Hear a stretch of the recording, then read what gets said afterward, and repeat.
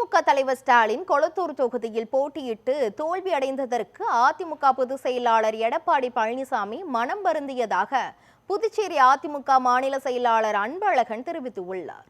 புதுச்சேரியில் உள்ள தனியார் ரிசார்ட்டில் அதிமுக சட்டமன்ற உறுப்பினர்கள் 25க்கும் மேற்பட்டோர் தங்கியிருந்த நிலையில் அதிமுக மாநில செயலாளர் அன்பழகன் அங்கு வருகை தந்தார்.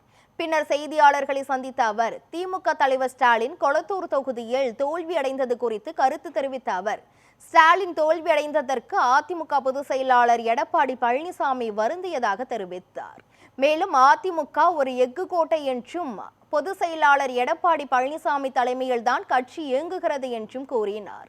சென்னையில் வெயில் அதிகமாக இருப்பதால் எம்எல்ஏக்கள் புதுச்சேரியில் தங்கியுள்ளதாக அவர் கூறினார்.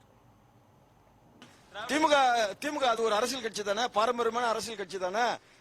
70 ஆண்டு காலம் தமிழகத்தில் மக்களுக்கோசம் உழைச்சிட்டு இருக்கிற கட்சி தானே. அது நாங்க என்ன கேவலப்படுத்த பேச முடியாது.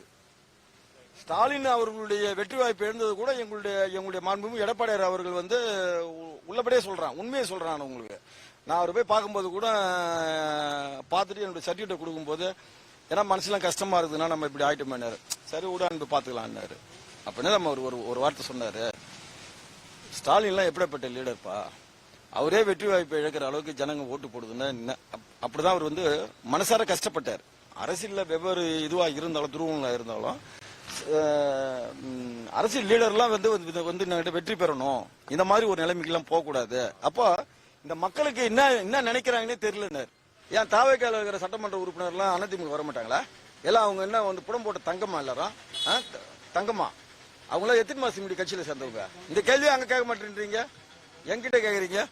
இதெல்லாம் திராவிட பாரம்பரிய கட்சிப்பா திமுக அதிமுக என்பதெல்லாம். இதெல்லாம் நினைச்ச நேரத்துக்குலாம் கட்சி விட்டு மாறுது அப்படிப்பட்ட இயக்கங்கள்லாம் இதெல்லாம் கிடையாது. இது சும்மா நேத்து பெஞ்ச மழையில முளைச்ச காளான் கட்சி அது. நீ இப்ப தாவகையில ஜெயிச்சுறாங்க இல்லையா, ஒரே ஒரு 20 எம்எல்ஏ பேரை சொல்லு, அவங்களுடைய பின் தொடர்ச்சி சொல்லு, நான் அரசியல் விட்டே போயிடுறேன். சும்மா ஒரு ஆக்சிடென்ட்ல விபத்துல வந்த மாதிரி வந்துக்கிறாங்க. வேற என்ன? நீங்க அவங்கள அதை கேட்காம நீங்க திமுக கேட்கறது அதிமுக கேட்கறது முதல்ல நீங்க தாவகைக்கும் அதிமுகவுக்கும் ஈக்குவல் பண்ணியே பேசவே கூடாது.